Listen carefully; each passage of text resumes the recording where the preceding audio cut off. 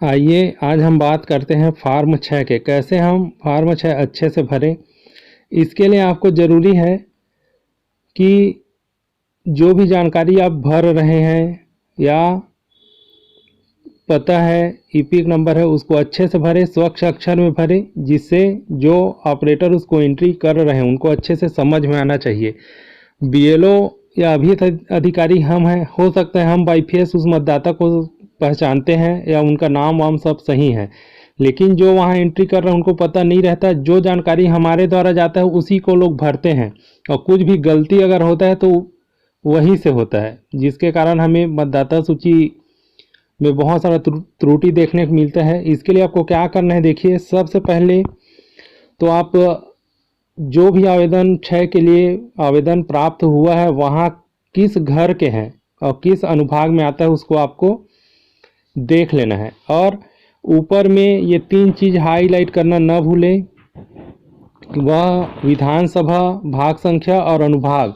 यह हमारे लिए भी काम का है, जब भी हम फार्म जमाते हैं तो सहूलियत होता है इसको करने में। अनुभाग सहित अगर जानकारी देना है तो उसके बाद जो एंट्री कर रहे हैं उनके लिए भी ये सहूलियत होता है।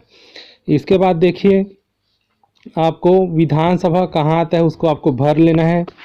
अगर वह पहली बार मतदाता के रूप में है तो यहाँ टिक कीजिए और स्थानांतरण से आया है तो यहाँ टिक करना है। आप देखिए उसके बाद जो उनका फ़ोटो है वो फ़ोटो एकदम अच्छा रहना चाहिए, सामने की तरफ देखते रहे, दोनों कान उनका नज़र आना चाहिए ऐसा। और ऐसा फ़ोटो जो अच्छा नहीं है, साफ़ नहीं है या सीधा नहीं, उसको एक्सेप्ट नहीं करना चाहिए। उनको खुद बताइए कि आपके ईपिक कार्ड में छप के आएगा, अच्छा फ़ोटो देख दीजिए, काम आएगा, वो लोग खुद ला के देंगे। उसके बाद उनके नाम को और सरनेम को आप अच्छे से लिख लीजिए, चाहे हिंदी में लिखिए या अंग्रेजी में लिखिए, अच्छा स्पष्ट अक्षर में लिखिए। पिता के नाम या नातेदार है उनका नाम यहाँ लिखिए और उनका ईपिक नंबर लिखना मत भूलिए, यह बहुत ज़रूरी है। उसके बाद उनका जो नाता है उसमें टिक कीजिए। जन्म तिथि और उन कितने वर्ष का है उसको आप लिख लीजिए। जन्म तिथि लिखते समय यह सावधानी रखें कि जो साक्ष्य हम दे रहे हैं प्रमाण पत्र उसी के हिसाब से लिखना है। अगर वो मौखिक बताते हैं और जन्म तिथि उनका कुछ और है तो उसको नहीं लिखना है, जो सही है उसको लिखना है। उसके बाद महिला पुरुष में टिक कर लेना है। सबसे ज़्यादा ध्यान देने वाली बात इस जगह में है, उनका पता हमें सही लिखना है ताकि उनका सही घर और सही मोहल्ला में उनका नाम जुड़ सके। सबसे पहले हमें मकान नंबर लिख लेना है। मकान नंबर के बाद देखिए अनुभाग, अनुभाग को आपको अच्छे से देख के लिख लेना है और अनुभाग डालना है, तभी सही मोहल्ला में डलेगा, क्योंकि मकान नंबर बस डालने से वो सही घर में नहीं डलता, क्योंकि हर अनुभाग में वह मकान नंबर मिल सकता है, इसलिए अनुभाग का उल्लेख करना ज़रूरी है। कई बार हम लोग देखते हैं कि दूसरे घर का आदमी कहीं दूसरे घर में जुड़ गया है, ऐसा देखने को मिलता है, लेकिन आप एक चीज़ देखना, उनका मकान नंबर सेम रहता है, अनुभाग अंतर हो जाता है, तो इस गलती का कारण मेन रहता है अनुभाग, इसलिए अनुभाग को भरिए। ये वाला जानकारी आप उनके डॉक्यूमेंट से देख के आसानी से भर सकते हैं। उसके बाद देखिए नीचे में आते हैं, नीचे में ये जो जगह है, अगर वो लोग स्थानांतरण से आए हैं या उनका ये स्थायी पता नहीं है, जो ऊपर में भरे हों स्थायी पता नहीं है तो इसको भरना है। अगर वो स्थायी पता है तो इसको भरने की ज़रूरत नहीं है। उसके बाद नीचे में देखिए यहाँ एक ऑप्शन आपको नज़र आ रहा होगा ईपिक नंबर का। अगर इससे पहले वो लोग किसी अन्य जगह रह रहे हैं और उनका ईपिक नंबर वहाँ बना रहा होगा तो यहाँ पे आपको ईपिक नंबर अनिवार्य रूप से डालना है। अगर दिव्यांगता का प्रकार है तो ये कॉलम में आप टिक लगाइए जो भी है। फिर मोबाइल नंबर और ईमेल का है तो ईमेल भले मत डालिए, लेकिन मोबाइल नंबर अनिवार्यता डालिए, यह कई परिस्थिति में काम आता है। फिर देखिए घोषणा पत्र को आपको भर लेना है, तो उसका जन्म स्थान कहाँ है, किस राज्य में है। कई बार होता है अन्य राज्य या अन्य जिला में जन्म स्थान रहता है तो उसको आप इसको भरना है। फिर जो पता आप लिखे हैं वहाँ कितने दिन से वह रह रहा है, अगर जन्म से है तो जन्म से डालना है, और अगर वो लोग बाद में आए हैं तो उस वर्ष को आपको उल्लेख करना है। फिर देखिए ये कॉलम अगर वो नया भर रहे हैं तो हाँ, एक कॉलम आप भर सकते हैं। उसके बाद देखिए नीचे में या करके दिया है।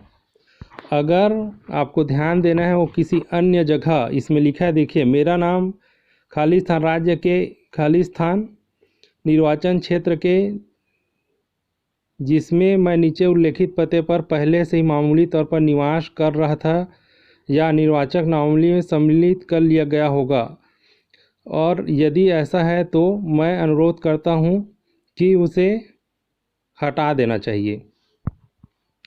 तो आप लोग इसमें क्या है, इसके बाद वाले पेज में देखेंगे, वहाँ आप लोग पता डालेंगे तो किसी का नाम अगर पहले से कहीं जुड़ा है तो वहाँ उल्लेख करना है इस चीज़ का, और आप ईपिक नंबर भी उल्लेख किए हैं, उसकी सहायता से उस व्यक्ति के नाम को वहाँ से हटाया जा सकता है। और आपको पता है एक निर्वाचक का नाम सिर्फ एक जगह होना चाहिए, अगर दो जगह है तो न्याय संगत नहीं है, इसीलिए यह वाला कॉलम दिया गया है।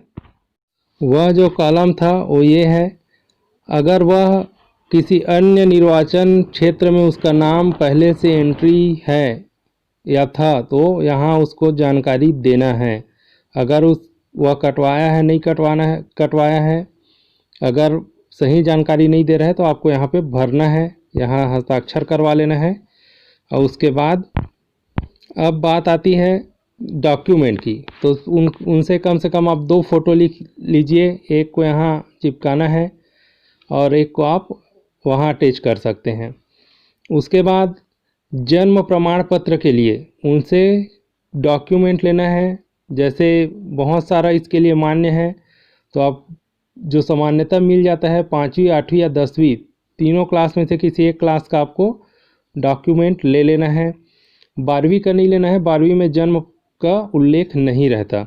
उसके बाद पता के लिए, उनके घर के पता के लिए आपको उनके घर का बिजली बिल हो गया या पानी टेलीफोन बिल, ये सब चीज़, राशन कार्ड आता है या